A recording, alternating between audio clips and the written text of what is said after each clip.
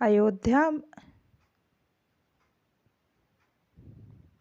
देश में उत्साह का माहौल है। हर कोई बेसब्री से राम मंदिर के उद्घाटन का इंतजार कर रहा है। प्राण प्रतिष्ठा के लिए सभी बढ़ चढ़कर सहयोग भी कर रहे हैं। इस बीच भगवान रामलला के ननिहाल छत्तीसगढ़ से 100 टन बासमती चावल की खेप अयोध्या पहुंच गई है। भगवान रामलला के प्राण प्रतिष्ठा के मौके पर राम भक्तों को भोजन के रूप में ये चावल वितरित किए जाएंगे। काफी लंबे अयोध्या में राम जन्मभूमि पर मंदिर का निर्माण हो गया है, जहां 22 जनवरी 2024 को रामलला की मूर्ति की प्राण प्रतिष्ठा की जाएगी।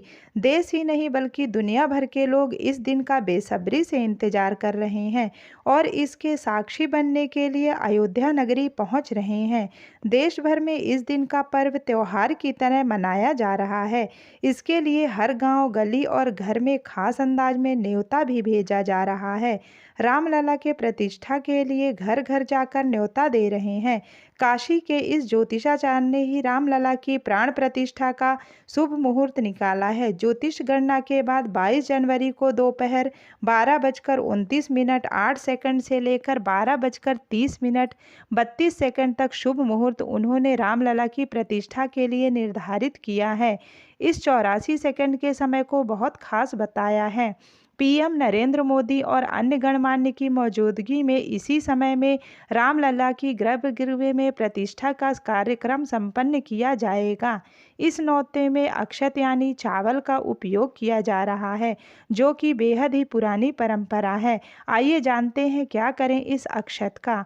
भारतीय परंपरा के अनुसार प्राचीन काल में लोग एक दूसरे को किसी उत्सव या कार्यक्रम का न्योता देने के लिए अक्षत का उपयोग करते थे। अक्षत यानी चावल देकर लोगों को निमंत्रण भेजा जाता था। इसके लिए हल्दी में रंगे हुए पीले चावलों का उपयोग किया जाता था। हिंदू धर्म में अक्षत का विशेष स्थान है और कोई भी पूजा पाठ या अनुष्ठान या धार्मिक कार्य हो वो अक्षत के बिना पूरा नहीं होता। भगवान राम की प्राण प्रतिष्ठा के लिए राम मंदिर ट्रस्ट को अब तक मसाले, चीनी, चाय पत्ती, देसी घी, तेल और खाद्य सामग्री की बड़ी खेप राम भक्तों ने समर्पित की है।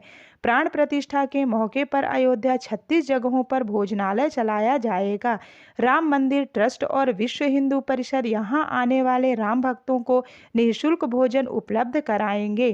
केंद्रीय भंडारण ग्राम सेवकपुरम में लगातार अनाज की बड़ी खेप पहुंच रही है।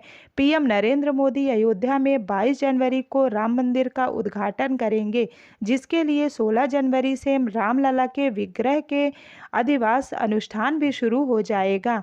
एक दिन के बाद रामलला की प्रतिमा की नगर भ्रमण के लिए निकाला जाएगा। वहीं 22 जनवरी से प्राण प्रतिष्ठा की विधि आरंभ होगी। मंडप प्रवेश पूजन, वास्तु पूजन, वरुण पूजन, विघ्नहर्ता गणेश पूजन और मातृका पूजन होगा।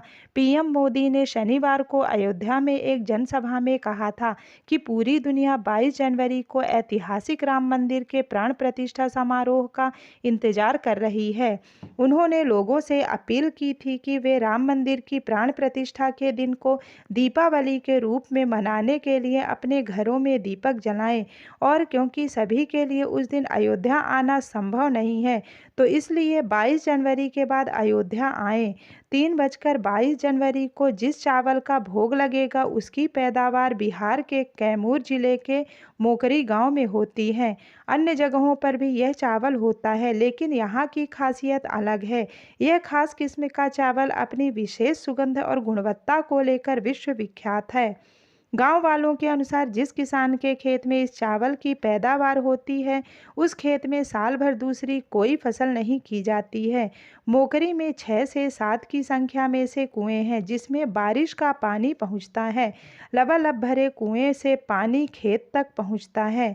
हैरान करने वाली बात यह है कि धान की बालियां खेतों में महीनों डूबी रहती हैं, लेकिन इनकी गुणवत्ता पर कोई असर नहीं पड़ता। खास बात है कि कैमूर के पहाड़ों में रिसाव पानी भी इस चावल के खेत तक पहुंचता है। उससे चावल सुगंधित होता है। गोविंद भोग चावल पिछले कई सालों से रामलला को भोग के लिए उपयोग में लिया जा रहा है। इसकी खासियत के कारण देश ही नहीं विदेशों में भी इसकी खास डिमांड है।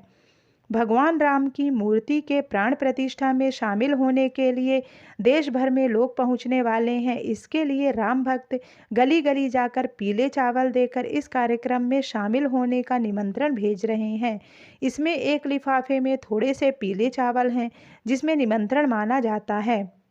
मान्यता है कि भगवान श्री राम की पत्नी सीता का दूसरा नाम जानकी है और उनका जन्म मिथिला में हुआ था, जो मौजूदा समय में नेपाल में है। लिहाजा दामाद की तरह से इस मंदिर में सुबह से रात तक राम जी की खातिरदारी होती है। मान्यता है कि राम सीता की शादी हिंदू कैलेंडर के पौष महीने में हुई थी, इसलिए हर साल इस महीने जानकी महल मंदिर में भव्य समारोह होता है।